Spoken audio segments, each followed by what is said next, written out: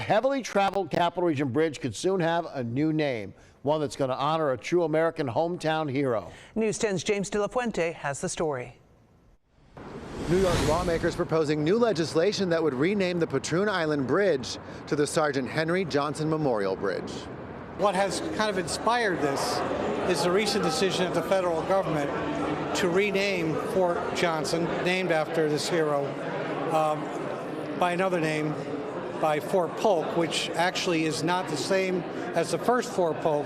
But more importantly, Assemblyman John McDonald tells me it is the lack of recognition for Johnson that spurred the idea to rename the bridge after the local American hero. People don't know the story of Sergeant Henry Johnson, a young black man from Albany. Henry Lincoln Johnson was only 19 years old when he enlisted in the Army's 15th Regiment, later known as the Harlem Hellfighters. He went to one of our allies in France and fought for America against the Germans in World War I, chronicled many of his heroic efforts, how he saved his men in combat, was severely injured, and sadly died penniless. But this man really put country before self. Johnson was posthumously awarded the Purple Heart, the Distinguished Service Cross, and a Congressional Medal of Honor. Albany County historian Jack McEnany says the idea to do this was well in the works before now. It's something that came up back when I was a member of the Assembly, and I remember talking about it then. It made so much sense. He said it was about time, considering the current political climate, where people who have really served this country